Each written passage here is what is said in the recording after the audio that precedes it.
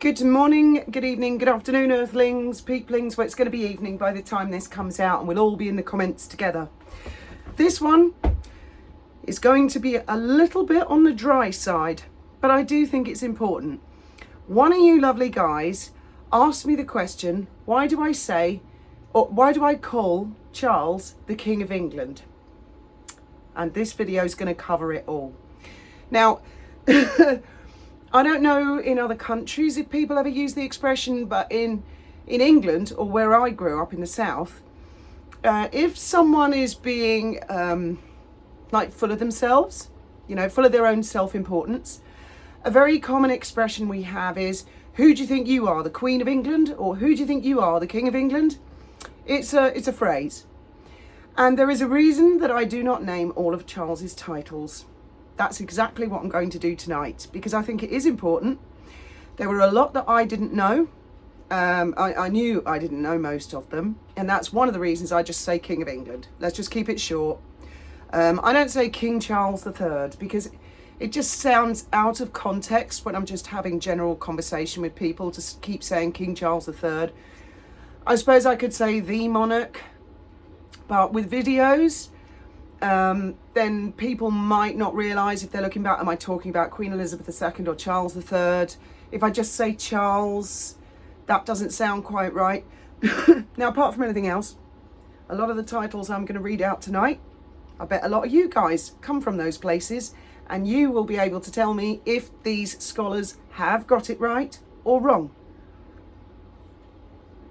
And I think it is really important. And by the way, everybody, don't worry. If Harry ever sees this video, he won't have a fucking clue what's going on.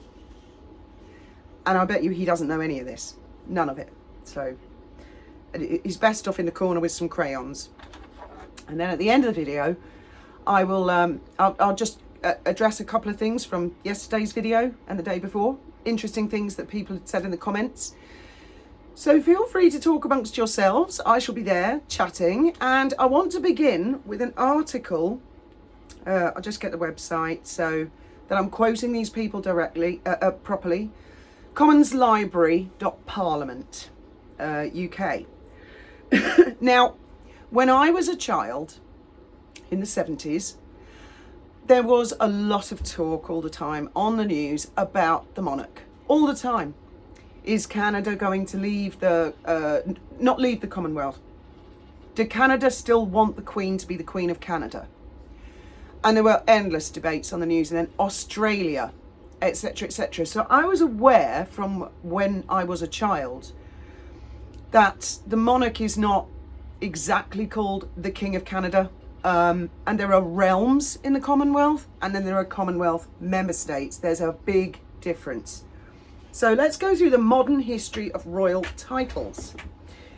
In general terms, title refers to the position someone holds, for example, King of the United Kingdom, while style concerns how they are described, for example, His Majesty. I just feel a little uncomfortable saying His Majesty. I suppose I could in videos. I suppose that might be a shortcut to it.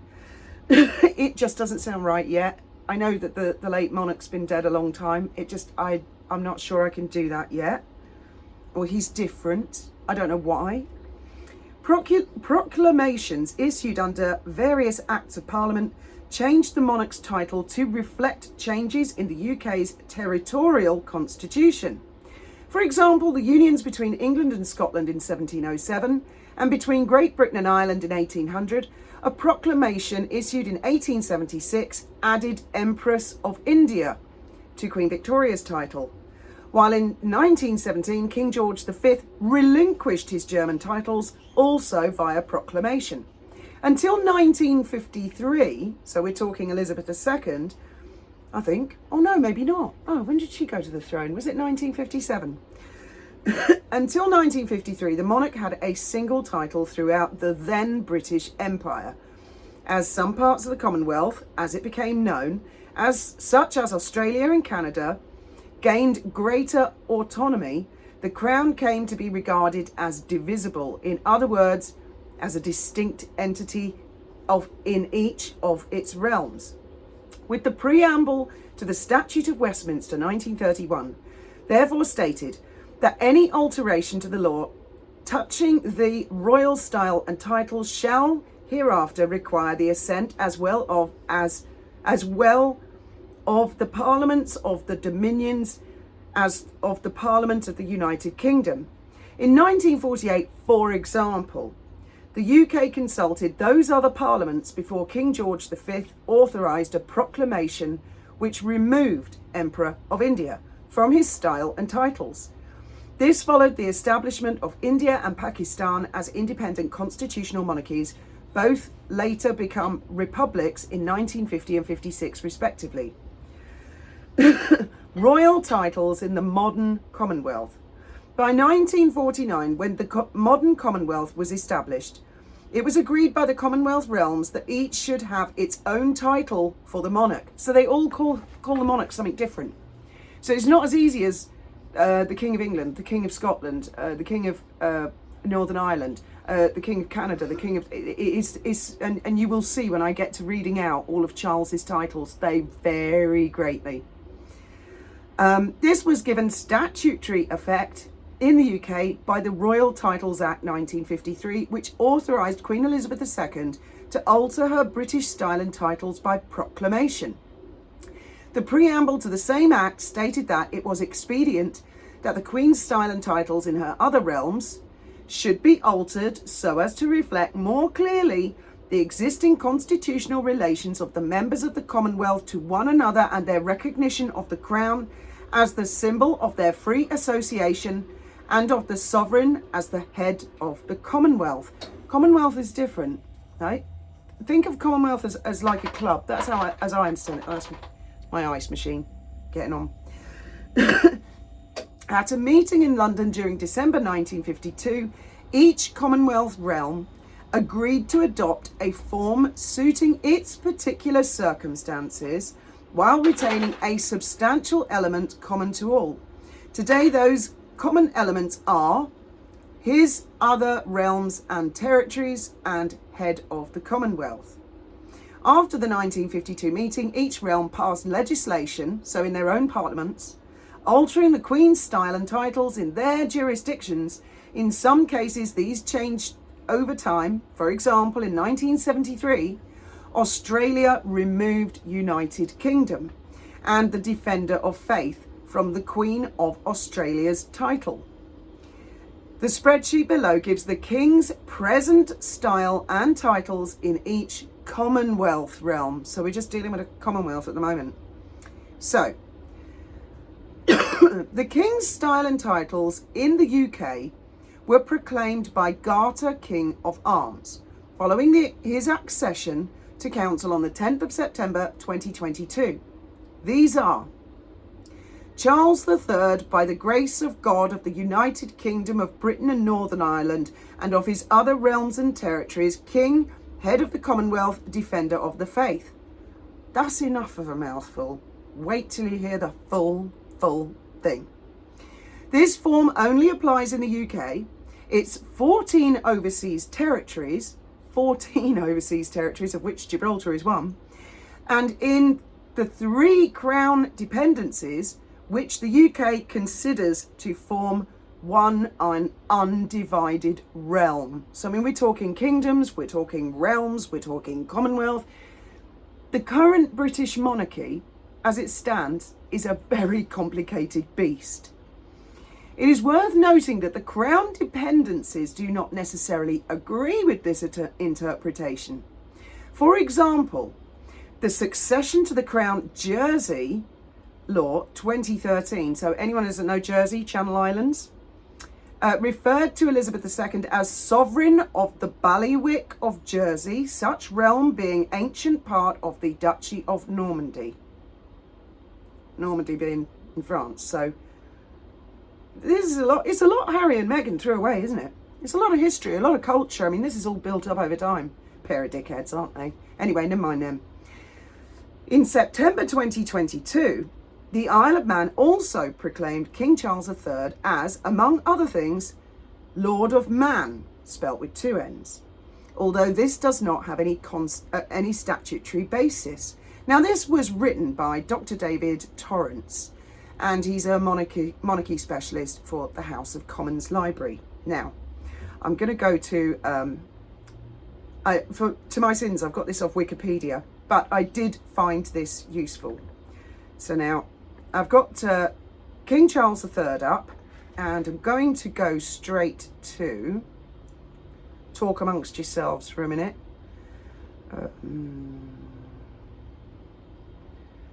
It will be royal and noble titles and styles. Now this is the current monarch. Are you ready for this? And at the end of this, I want you all to tell me, do you prefer me to call him, do you want me to say all of this every time I refer to him? Or do you just want me to call him the King of England? Charles was originally styled as His Royal Highness Prince Charles of Edinburgh, per letters patent issued by his grandfather George VI. Upon the accession of his mother as Queen, as the eldest son of the monarch, Charles automatically became, in England, the Duke of Cornwall, and in Scotland, the Duke of Rothesay, Earl of Carrick, Baron of Renfrew, Lord of the Isles, Prince and Great Steward of Scotland. He was, as such, he was styled His Royal Highness the Duke of Cornwall, except in Scotland, where he is known as His Royal Highness the Duke of Rothesay instead. In 1958, letters patent from the then sovereign made Charles the Prince of Wales and the Earl of Chester. And on the 1st of July 1969, he was invested as such during a ceremony in which a coronet and robes were placed on him. In 2021, upon the death of his father, Prince Philip, Charles furthermore inherited the titles Duke of Edinburgh, Earl of Merioneth, and Baron Greenwich. When he became British sovereign himself on the 8th of September 2022, these titles merged with the crown. Now, as we know, he gave the title Duke of Edinburgh to his younger brother, Edward. But these are all the titles, so he kept all the titles he already had, and then some. So let's start at the beginning. Duke of Cornwall, Duke of Rothesay, Earl of Carrick, Baron of Renfrew, Lord of the Isles, Prince and Great Steward of Scotland, Prince of Wales, Earl of Chester, Duke of Edinburgh, Earl of Merioneth, Baron Greenwich. Now, his regal name. In an announcement following the death of the Queen Elizabeth, Prime Minister Liz Truss referred to him as King Charles III.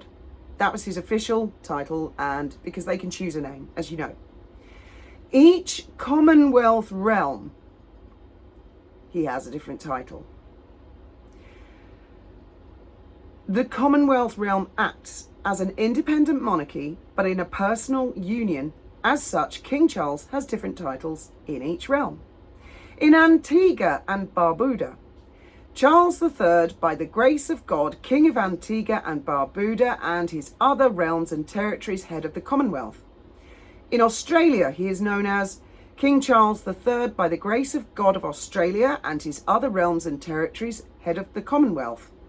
In the Bahamas, he is known as Charles III, by the grace of God of the Commonwealth of the Bahamas and of his other realms and territories, head of the Commonwealth. In Belize, Charles III, by the grace of God, King of Belize and of his other realms and territories, head of the Commonwealth. In Canada, Charles III, exactly the same quote as you've just heard. Then they have it in France. And then they have it again. In the spring of 2023, the Canadian government introduced a bill changing the monarch's title by dropping the reference to the United Kingdom and the phrase Defender of the Faith. The bill received royal assent on the 22nd of June 2023, a proclamation of the new title. So, I mean, and these are all, it might seem silly, but these are all very specific to each country. Grenada. Charles III, by the grace of God, King of Grenada and his other realms and territories and head of the Commonwealth. Jamaica. Exactly the same, but with Jamaica. New Zealand, Charles III, but by the grace of God, King of New Zealand and of his other realms, and Commonwealth and Defender of the Faith. And then they have it in Maori as well. Papua New Guinea, the same. St. Kitts and Nevis, yes, the same. St. Lucia, same quote. St. Vincent, and the Grenadines. But I mean, if I was to read out his full title, I should read that every single time, but changing the name of the realm. Solomon Islands, it's the same. Tuvalu, United Kingdom, I think that's slightly different. Charles III, by the grace of God, of the United Kingdom of Great Britain and Northern Ireland, and of his other realms and territories, King, head of the Commonwealth, and defender of the faith. And then there are others. In England, Seigneur of the Swans, Duchy of Lancaster, Duke of Lancaster, Scotland, King of Scots, Chieftain of the Braemar Gathering, Duke of Normandy and King in the right of Bailiwick of Guernsey, Lord of Man, King in the right of Bailiwick of Jersey, King of Gibraltar, we made the list, in Blackfoot, Chief Red Crow, I'm not quite sure where that's come from, Leading Star, the son of the big boss, that's a translation, King of Tumasina, I'm not sure where that is in Samoa, Tanzania, the helper of the cows, literally he whom the cows love so much they call for him when they are in times of distress, Papua New Guinea, the number one child belonging to Mrs. Queen, Vanuatu, High Chief Mal Menaringmanu, and then he has various military ranks and police ranks. I will not read all of them out. And it is complicated. The whole thing is complicated. Colonel-in-Chief, Australia Armed Corps, Captain General, Royal Australia Artillery. There's a whole, oh my goodness, they just go on and on and on, the military titles, because he's a Commander-in-Chief. Then there are orders and decorations. Then they're aware of the orders of decorations and medals. I won't bore you with any of them. Non-national titles and honours, freedom of the city, honorific eponyms, university degrees, interest awards, and that's the end. So there is no, it's not as simple as saying he's king of the United Kingdom, because he's king of a hell of a lot more than that. Okay, it's quite a shorthand to say King of England. It's just, I mean, that's where it started. Let's face it. Our monarchy started in England. I mean, I'm not going right back to all the Visigoths and all that shit, Viking invasions and all that. When it was all England, there was all little kingdoms. Let's not go that far back. But I mean, let's face it. Until I think it was Elizabeth I that was the last. She was the last one that was just the Queen of England, and then her Mary Queen of Scots, James I of England, but I think he was James VII of Scotland.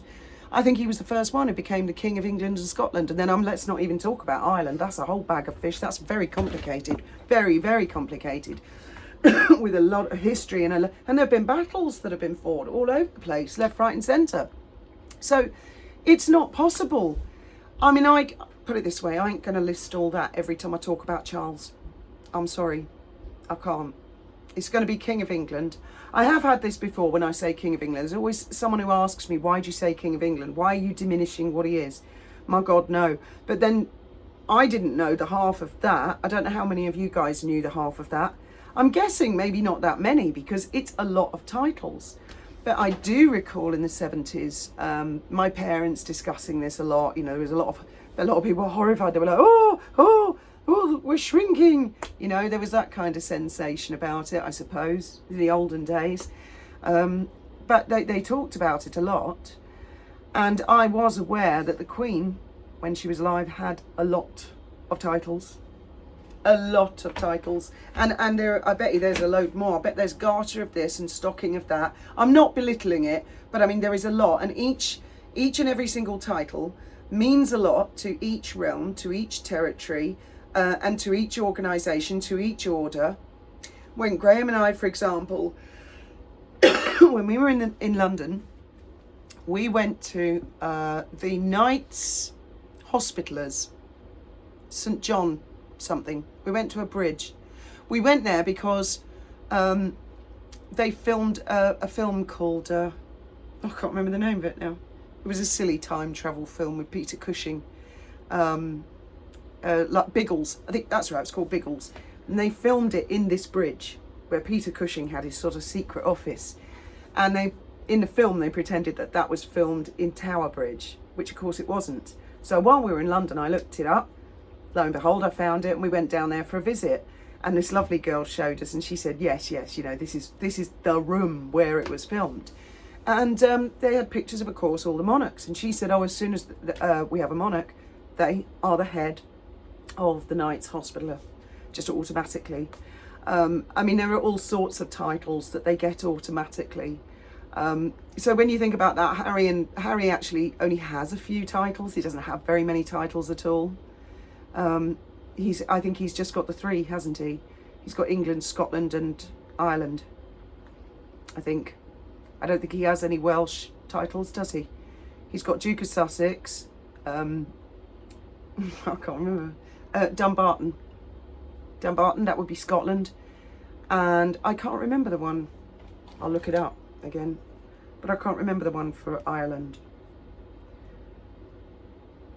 I bet his list is a lot shorter. And you can all talk amongst yourselves for a minute. I bet you're all thinking, that fuck for that, she shut the fuck up about all those titles. Prince Harry titles. Oh, who's getting itchy nose when I'm talking to you lot? Right, let's have a look. He's oh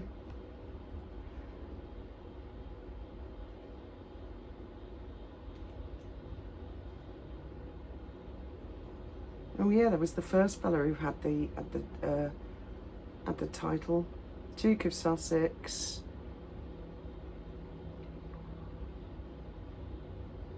Oh, they've not put his. I'm only going by Wikipedia. I'll have to go to the royal family website. Looks like Wikipedia have not got his all his titles on. We won't like that. Oh, Harry, you'd better get over there and complain. You better get editing your wiki page. Okay, let me try royal family.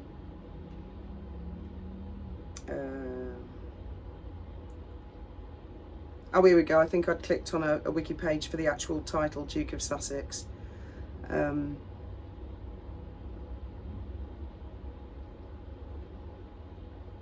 Titles.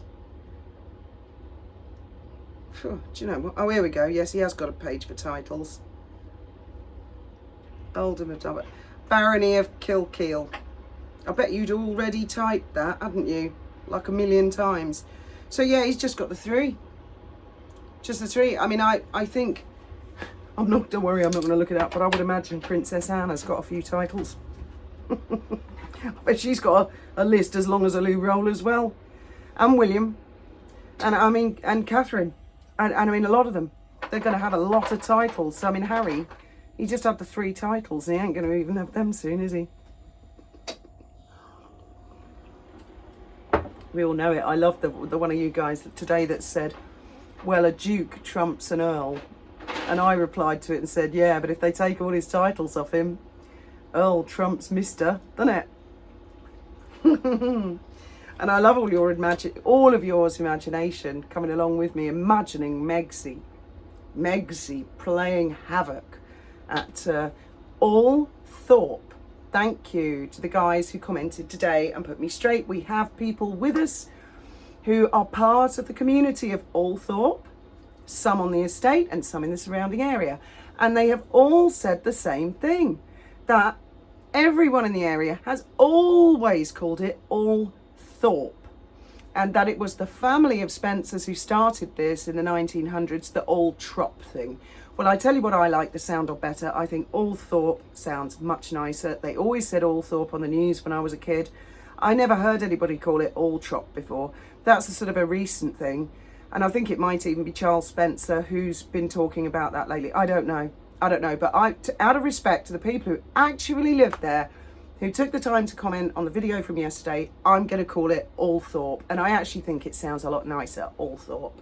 So we'll go with that one. And the other thing I wanted to mention was quite a few of you explained that Charles Spencer did not refuse Diana somewhere to stay, Diana wanted apparently to stay in a particular house which was very near the main road, and both Earl Spencer and the police felt it would be very difficult from a security point of view, and so her brother offered her a selection of other properties on the estate, and she didn't want. That's what was put in the newspapers at the time. So I mean, in fairness to the guy, I know it has sort of gone down as, oh well, Charles Spencer didn't let her have somewhere to stay. I just mentioned that for what it's worth, so that it puts both points of view across. Because I mean, otherwise it's Chinese whispers, isn't it? And none of us know where we're going, do we? Right, how many of you have memorised all those titles? Come on. I want you all to write them like essays in the comments. All what I just said, and then some. And I bet there's some I've missed. A lot I've missed. I bet there is. And I bet Harry doesn't know any of them. I bet he's just like, no, he's just king. He's just a king. It's quite easy. It's four or five letters. King. And Meghan, I mean, she just doesn't give a shit. Only word that woman's interested in is Queen, spelt with a KW. So, yes. Another thing I want to do is, I bought Lady C's book on the Queen Mother years ago, and I have actually read it twice. It's a really, really good story. So especially the early part, because it covers pre-abdication and of course abdication, and there are a lot of interesting characters in it, very glamorous people, famous for back in the day. When I was reading it, Lady C is fastidious when it comes to titles. So what she does in the book is, when she introduces a character, when she refers to them the first time, she puts their full and correct title. And the second time she refers to them, she shortens it a little. And the next time she refers to them, she shortens it a little more. Now, that made it a bit difficult for me to read the first few chapters. But as the titles got shorter and shorter, and then she basically got down to Christian names, then I would go and look up the person to see what they look like. So what I'm going to try and do is a video which tells some of these stories, because they are bloody awesome. I mean, never mind David and Wallace. And Lady Colin Campbell got a lot of this from her ex-stepmother-in-law, Margaret, Duchess of Argyle. I think I've got that right. So it was basically horse's mouth. Lady C got it from the horse's mouth. And the glamorous characters that were in it. So I'm going to edit together a video, and I will try and abbreviate and translate a bit of the story without giving away too much, and I'll get the photographs of these people so you can see what they look like. I mean, I love that era. You all know I love that 1920s, like flapper era, and 1930s. I just love it. And there's two sisters in it. There's Vanderbilt's involved in the story. You'd be surprised who used to hang around with the then Prince of Wales, who became Edward VIII, and then of course abdicated. So never mind him and Mrs. Simpson. I mean, there was a lot going on. There was an awful lot going on. There was all kinds of scandals going on in the press. So I want to make a video and cover a lot of that. But that's going to take me a day or two, and I've got to go and get her book out of the house. And then, because it is a bloody good read, really bloody good read. I chose that one above all the others because the Queen Mother had such a long life. So I wanted to cover the whole thing. But I am going to buy the one about Princess Diana. I have already got two versions of the Meghan and Harry one. But I am going to get the one about Princess Diana because I've read lots and lots of different books on Princess Diana. Obviously Paul Burrell, I read that one, and I can't think of his name now. Ken. Oh, he's a lovely guy. He was a security guard, bodyguard. I can't think of his name. Oh, it's gone. Ken something. Oh, you know who I mean anyway. And Patrick Jefferson, I got his book as well, but I found his book a little bit too difficult. It didn't really inspire me. I went a few chapters into it. I don't think I ever finished that one. So yeah, I will get the Lady C one as well, because I like to read more than one book about a particular person, so I get a good all-round look at what was going on. And I am interested in the Diana era. Far more interesting than the bloody Meghan and Harry era. I've got to tell you, really. I also saw the Guardian newspaper. Oh boy, they've sunk the knife in again. Just to reiterate, Guardian newspaper, generally speaking, is liberal, left-wing. And back in the day, when Harry and Meghan first left the royal family, they were real cheerleaders for Meghan and Harry. And they're just horrified now. They're sick of them. They are talking about how boring they are, how they're stardust. Don't you just hate that? Harry and Meghan stardust. Fucking hell. Who needs stardust like that? It's like a fart cloud. Fuck's sake, stardust. They're talking about how boring they are. They're talking about what a failure they are, how she can't make any money. And even if she could, that's capitalism. Do you know what I mean? Oh, they're laying the knife into Meghan and Harry. But then again, in the same article, they were saying how interesting Brooklyn Beckham is. And honestly, I'm not interested in that one at all. I really couldn't care less. They're famous people. They're rich people. That's it. They're not part of a 1,000-year institution. None of them shit all over a 1,000-year institution. Far from it. Victoria and David have been immensely supportive. And as have lots of other A-listers. Much to Meg's shock and horror. God. When she did that Oprah interview, you know, I could see when she was doing it to impress Hollywood. She thought Hollywood would come knocking. She thought her phone would be ringing off the hook the next day. I could see that. And she used to have this publicity agent, Nick something or other, I can't remember. Anyway, she fired him 2 weeks after the Oprah interview. So I know, I can just tell from that. She's like blaming him why the phone hasn't been ringing. And he'd been like trying to fish around for work for her, and she didn't like any of the projects. I don't know, maybe Tenor Lady or, I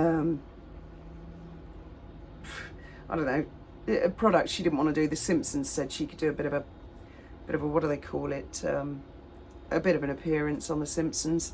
She didn't want to do that either.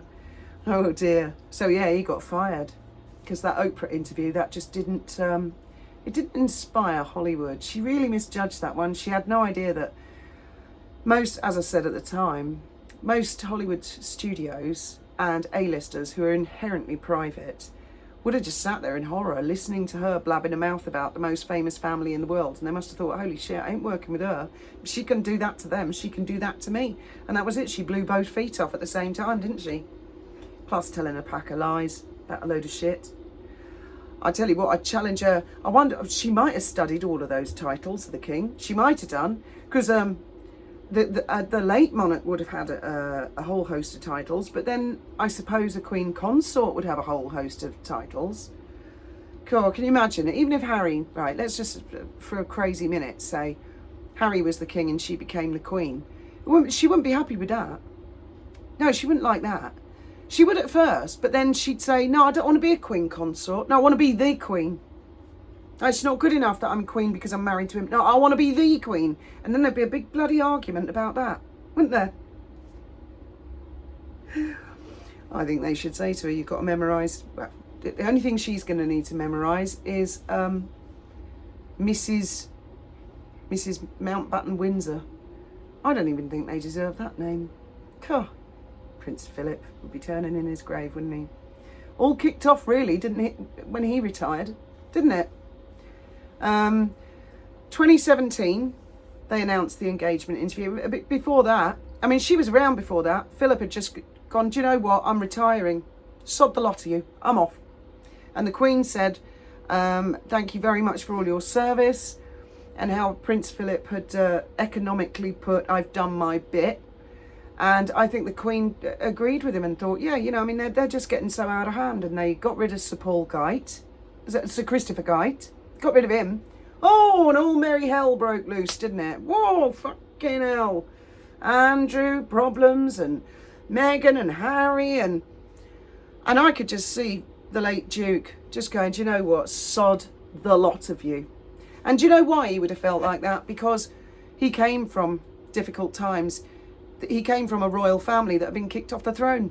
So he knew better than anyone how quickly it can go wrong. He was a great support to the late monarch, and I'm sure an advisor to say to her, be careful. These things can go tits up real fast. And he was related to the Romanovs, all went pear-shaped there as well. And I think at the end he just thought, I'm too old for this nonsense. And I'll bet you it was because of Megs he was kicking off, causing a drama here, causing a drama there. All these fights going on within the palace. I can just imagine it now and going, him saying, fuck this shit. I'm out. That's what I think happened. And Sir Christopher Guy was gone. And the poor late monarch was just left there to deal with it by herself, wasn't she? No, I don't blame the old Duke. I don't blame him one bit. You can just imagine the kind of merry hell that Meghan and Harry were causing in the palace.